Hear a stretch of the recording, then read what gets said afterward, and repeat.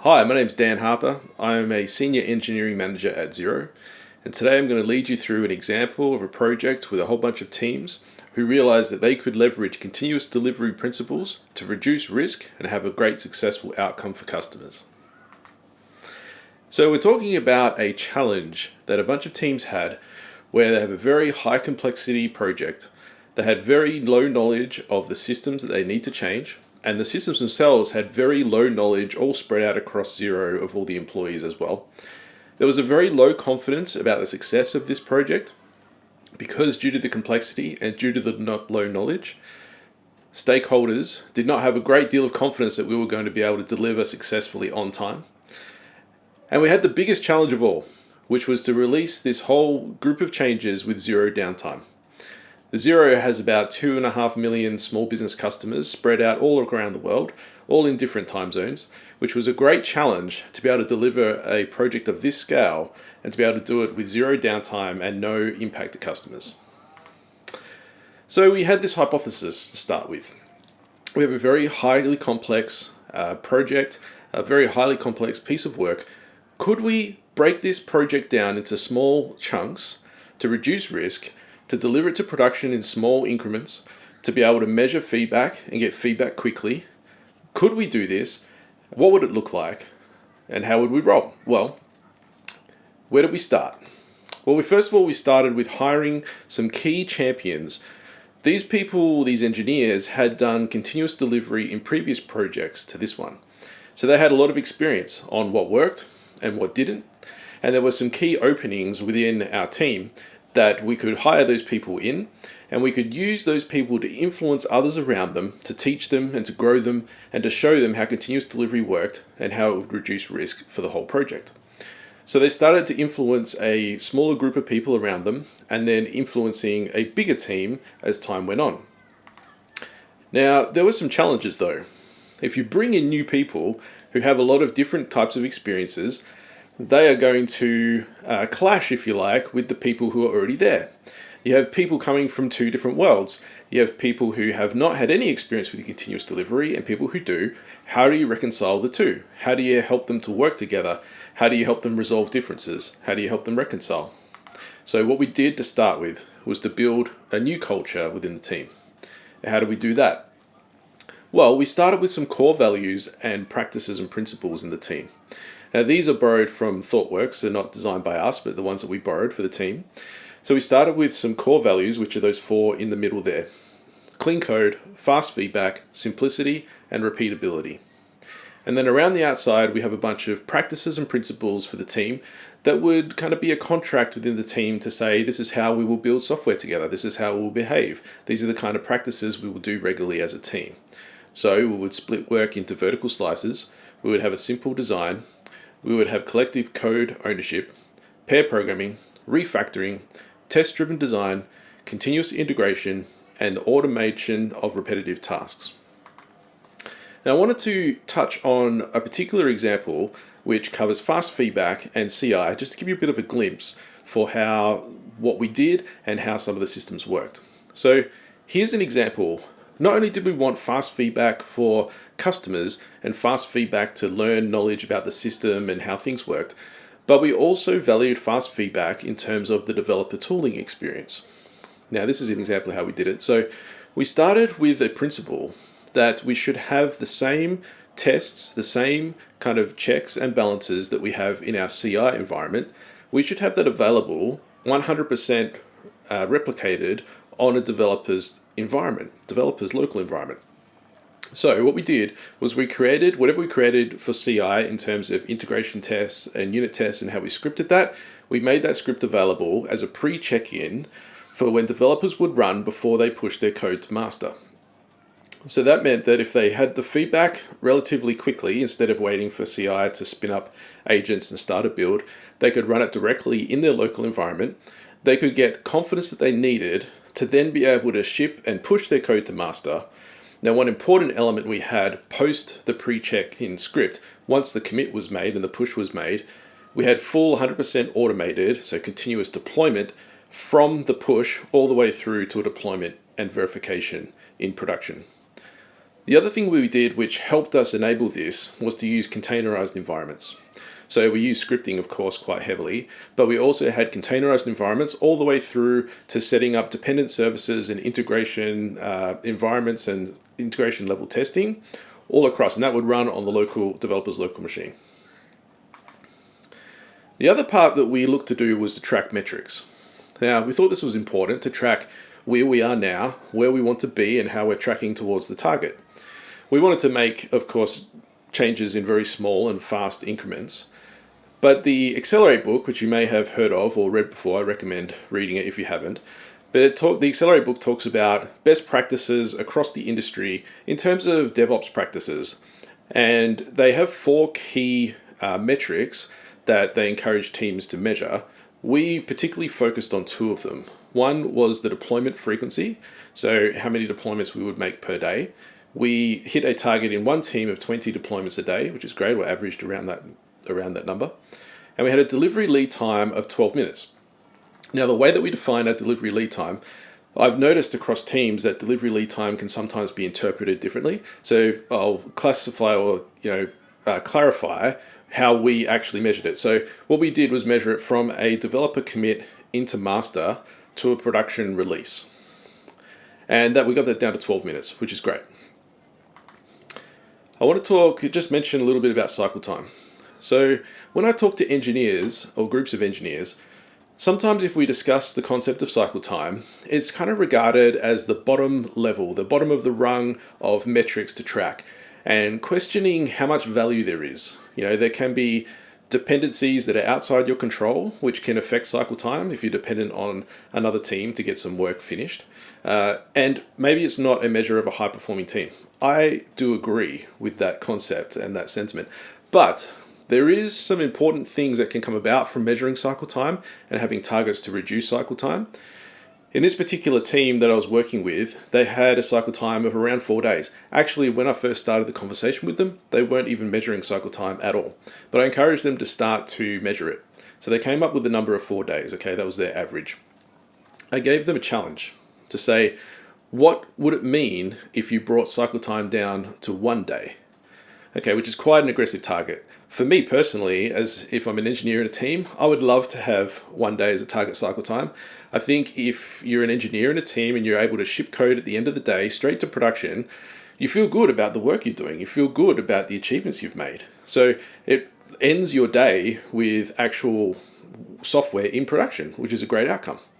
So I landed the challenge to them. What would it look like if you went to 1 day? Now, 1 day was a little bit aggressive for them, so we negotiated to 2 days. What would it look like for 2 days? Now, this particular team had some challenges because the work that they were doing required them to work mainly within a legacy code base, which is in a monolith, which was shared by a number of different teams.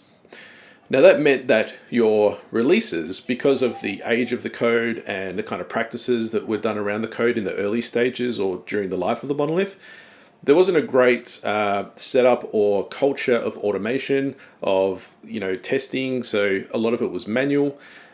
The team had this challenge. They were working mostly in this space.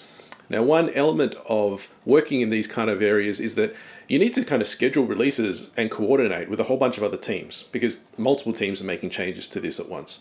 But you generally only want to have your changes be released at one time because you want to reduce risk and not have other things actually being released at the same time. Otherwise, you have things that are unknown, and if things go wrong, it can be very difficult to fix. But in the challenge to get to 2 days of cycle time, the team had some very important discussions within the team around what would that look like. How would they actually structure their work? How would they break down their work even more? It kind of introduced a new level of discipline in the team. What they ended up doing was they were able to shift and their release timeframes and have them more often. So a lot of teams were kind of booking around a 4-week time frame between releases, and that means that what you're deploying can be substantial. You've got a whole teams of work over 4 weeks being deployed at once. So they booked releases that were, say, 3, 4 days, 5 days apart around a working week. And that meant that their changes were a lot smaller. It meant their risk went down. They spent less time actually testing, which is great. And they were able to get faster feedback. They were able to get changes into production faster. And generally speaking, for the team, culturally, it increased the feeling of flow within the team, which helped them kind of view themselves as a higher performing team, making improvements, be able to make changes, and kind of feel that happening in the day-to-day work that they were doing, which is a great outcome. So what about working with other teams? Because we can go for continuous delivery. In an ideal world, you have a team isolated, they can be fully autonomous, they can do whatever they like, but in reality, you probably have some constraints. One of them may be that you have other teams that are working at a different cadence, so they're not ready to go to continuous delivery. And if you have to collaborate closely with them, how do you reconcile that? Well, we had that exact challenge with the project that we were working on. For starters, if you have dependencies, that in itself can carry risk, particularly around delivery timeframes. So if a team that you're dependent on takes longer than expected, that can actually flow on to all the dependencies that are downstream from that team and push out timeframes.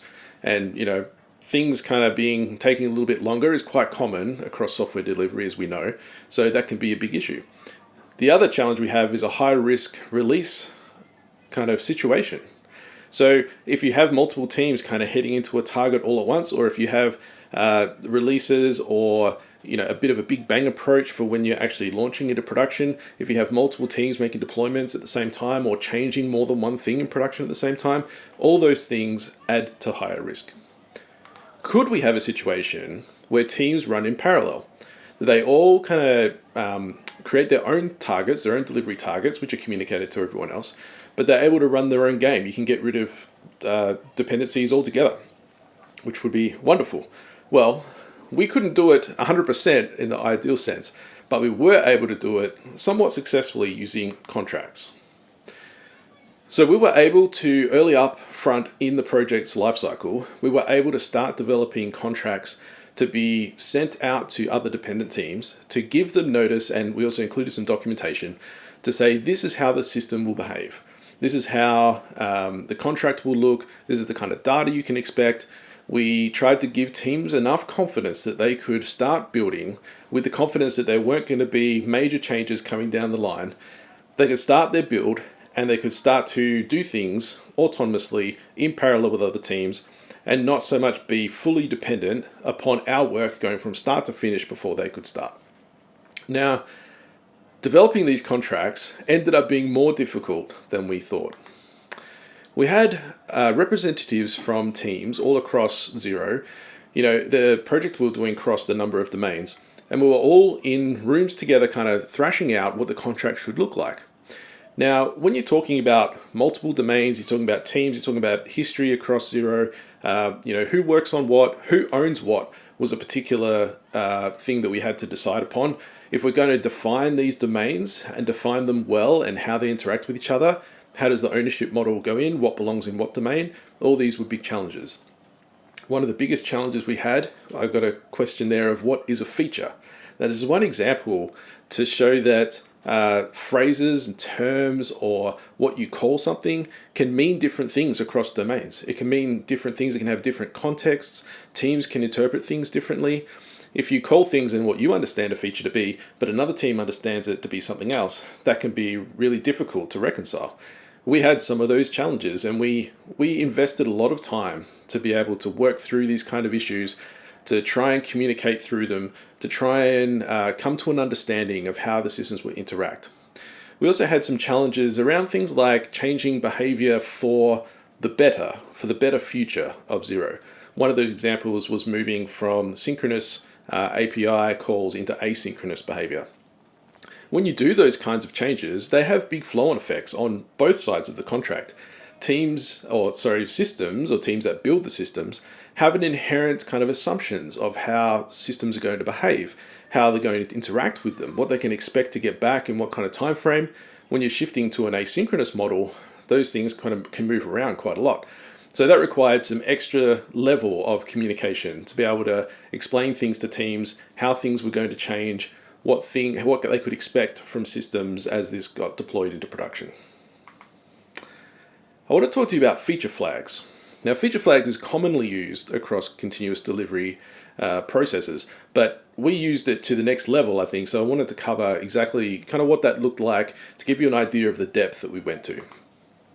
So here's a bit of an example of how we segmented customers. This is very simplified, but we looked at what a customer is, what metadata or how you interpret the different types of customers and how we can treat them differently. So some examples here, we're talking about global regions, so where they exist around the world for Xero, whether they're new or existing subscribers, whether they're on a free trial or whether they're fully signed up, and what source they came from, so kind of upstream systems that came into our system. So that was one view of how customer segmentation worked. Now, functionally breaking up things and feature flagging, this is how it's commonly used. So a bit of an example here. So we have on the left-hand side some channels, and that kind of describes upstream systems from the platform we're building. We have kind of monolithic microservices. These are kind of downstream from our platform, but all of these things are affected by the feature flags that we have on or off. And in the green, I've just kind of highlighted one execution path here. So we used feature flags to be able to just enable certain functional slices to be active in production at any one time.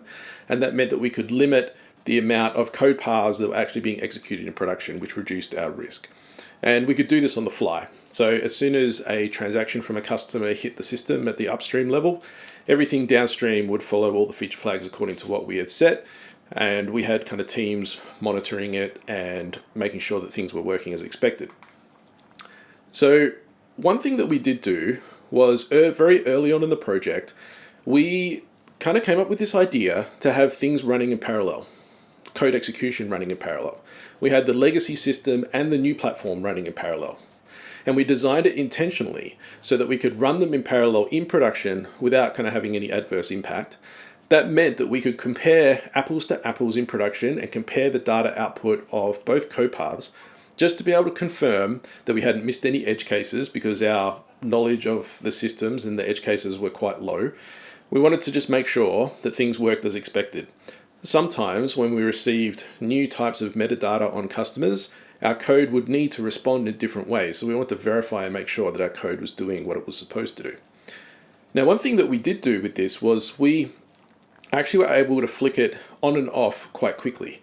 So just with kind of one change on a feature flag, we were able to direct customer requests and transactions through the system into the new platform or the legacy platform. Now, I said we were running it side by side, which was true, but when we started to gain more and more confidence and we started to deploy our systems to take over production, we would do it on a transaction by transaction basis, and that greatly reduced our risk. So instead of just switching it on and leaving it on for days at a time or weeks at a time and kind of measuring, what we would do is switch it on and then wait for a customer transaction to happen. And as soon as we saw one, we'd switch it back to the legacy platform. That meant that we had a real live transaction just to be able to go in and immediately verify, did it do what we expected it to do? And that enabled us to gain more and more confidence about what we were building was working correctly, which was a big win in terms of, being able to show the confidence, be confident in ourselves, be able to put this into production without kind of adverse impacts for customers. Doing it this way was a big win. We also decided, or we had a big discussion, and we ended up deciding about how we would go live and what that would look like. Now, we challenged ourselves to go live with the very smallest thing that we could. What was the smallest thing we could do which had kind of end-to-end value? What could we go live with, and when could we go live with it?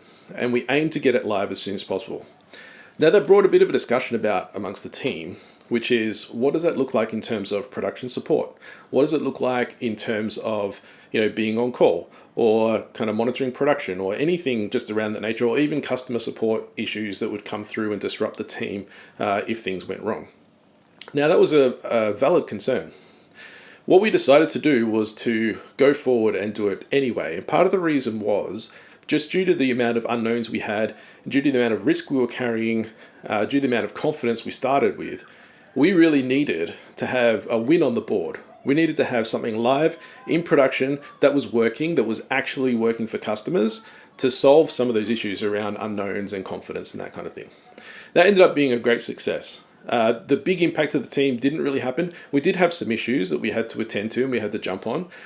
But actually what happened was, just having some of those issues in production was also a win, because the engineers actually got used to what their system behaved like in production, with a very small amount of customer transactions, so very low impact. We did have a couple of kind of issues that we needed to jump on. They weren't critical, but they were things that we had to adjust and tweak along the way. So having that feedback from real customer transactions was a massive value win for the team. Now, your architecture is something that is affected by continuous delivery. I wanted to just touch on briefly of some of the things that we did that worked well. So I've kind of illustrated here. On the left, we have kind of upstream systems. On the right, we have downstream systems. And everything in between is kind of what the teams were building. Now, you would think, right, that we're building out a domain.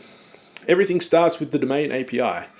But in actual fact, our system actually started with a group of adapters.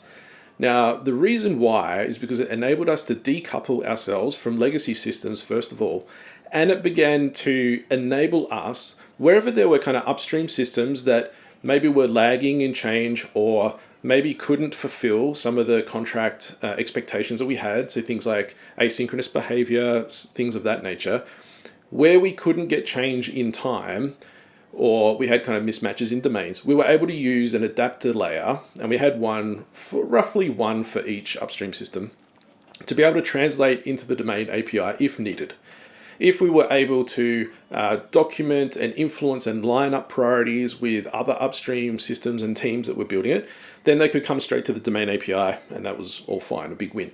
But we used the adapters as temporary placeholders to be able to have a system that kind of meant that we kept our domain API pure, if you like. Then we had kind of our internal domain, which is just kind of modeled there, and then a bit of an example of how we used async. We used kind of queues heavily so that we could just have like async behavior. We could then make things quite fast, but one of the challenges we had was we moved to a model that was eventually consistent, basically, and that was a bit of a change. So we had to do a lot of kind of discussion with upstream and downstream systems, because upstream systems originally in the old system were using synchronous calls where everything would go through and they would get high confidence back that yes, it's consistent, yes, it's been done, you can go ahead with the next stage.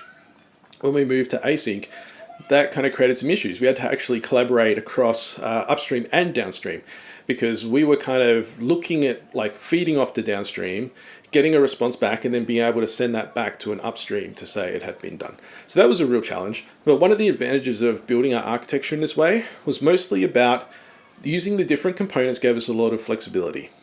Now, we did have a system where one of our upstream systems was experiencing a delay. That wasn't a huge delay, but it was enough to impact customer experience.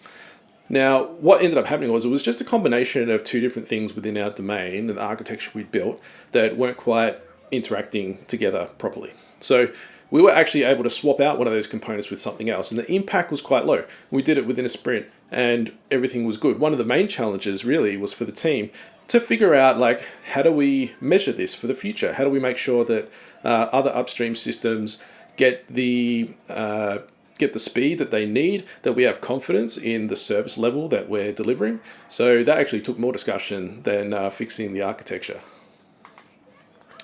So what was the outcome?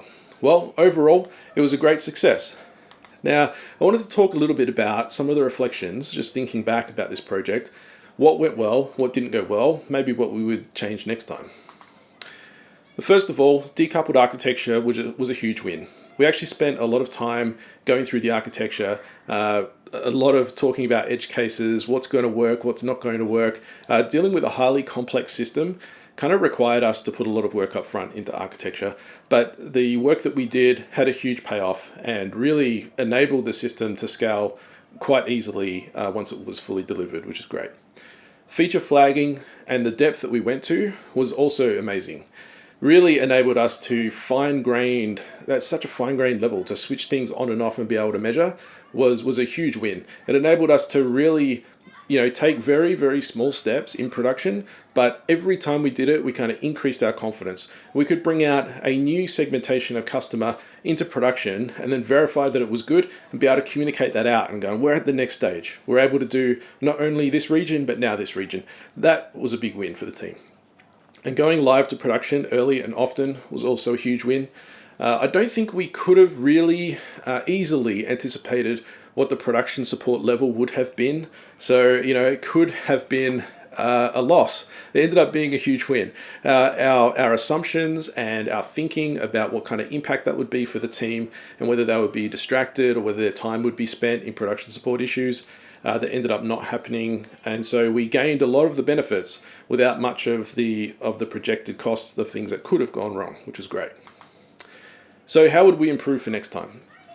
Well, I think looking back over the project, we actually immediately started delivering and started shifting the teams into a continuous delivery framework.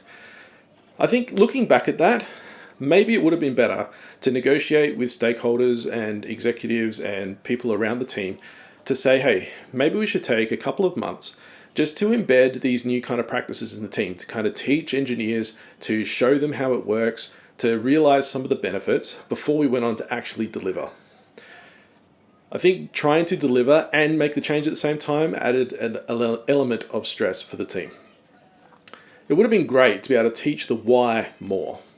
So in some examples, when we were doing a lot of work in architecture, sometimes we had to say to the engineering teams, look, this is how we're doing it, and this is what we're doing. But to teach the why and teach some of the principles as to what the thinking was behind it was a lot more difficult. And I think because we were executing at the same time, I think we felt time poor where we weren't able to teach the why more. But it would have been great, I think, to actually go back and do that as more learning opportunity for the engineers that were working on the project. And I think we could have over-communicated even more than we did. We did communicate a lot. We wrote a lot of documentation. We had a lot of meetings. We had a lot of Slack comms. But I think we could have communicated even more above and beyond that. And sometimes that would have eliminated some of the challenges that we had in collaborating with other teams. This whole project was like 40 different teams in play at once. So there was a lot of moving parts. I think over-communication would have been a great thing to introduce, and to just up it to the next level would have been great. So I hope you enjoyed that. I hope you got a lot out of it. I hope that this kind of showed an example of how we reduce risk via continuous delivery. It was great. Thank you.